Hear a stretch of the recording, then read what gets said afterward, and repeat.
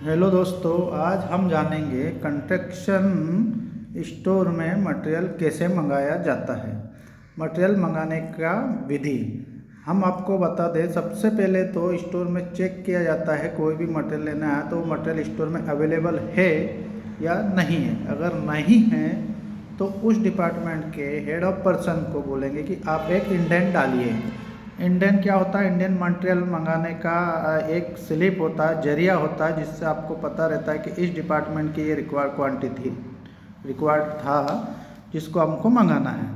तो आप Indian slip भरिएगा। जो भी डिपार्टमेंट है, जिस डिपार्टमेंट को भी मटेरियल की आवश्यकता है, जैसे सर्वे टीम हो गया, कंस्ट्रक्शन लाइन में बहुत डिपार्टमेंट होते हैं, सर्वे हो गया, अकाउंटेंट हो गया, HR हो गया, बिलिंग प्लानिंग हो गया, मैकेनिकल हो गया, स्ट्रक्चर हो गया, अलग अलग डिपार्टमेंट का अलग अलग मटेरियल रहता है। तो उनको अपने हेड ऑफ डिपार्टमेंट से इंडियन स्लिप फुलफिल की जाती है।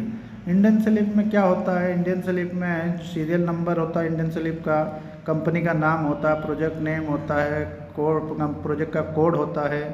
फिर आप कॉलम में आ जाइए, serial column, item code, description, required quantity और रिमार्क। सबसे नीचे होता है जो डिपार्टमेंट आपको मटेरियल मंगाना चाहता है, उस डिपार्टमेंट का इंडियन बाई में साइन होता है, हेड ऑफ डिपार्टमेंट का, फिर स्टोर कीपर का साइन होता है, फिर अप्रूव्ड बाई का साइन होता है। तो अप्रूव्ड बाई में बहुत प्रोजेक्ट में PM को अथॉराइज रहता है, या अभी बहुत से प्रोजेक्ट में AGM आ गए। जो भी उस प्रोजेक्ट के अप्रूव्ड रहते हैं, अप्रूव्ड बाई, उनका साइन आना अनिवार्य है।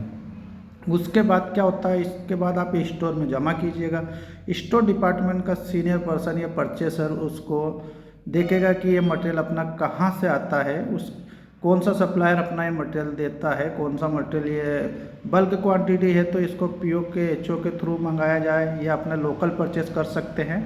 वो वहाँ पर सर्च करके जैसा भी रहेगा उसका उस सप्लायर के अगेंस्ट PO बनाएगा, PR के अगेंस्ट PO बना के वो मटेरियल आपका, वैसे प्रोसेस विदिन 7 डेज रहता है, पर अगर लोकल परचेस है, अर्जेंट है, तो 1-2 या दिन में भी अवेलेबल हो सकता है।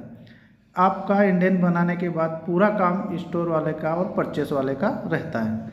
तो आप अपना इंडियन फुलफिल अच्छे से करें, एज पर रिक्वायर क्वांटिटी करें, कम क्वांटिटी या ज़्यादा क्वांटिटी ना मंगाएं।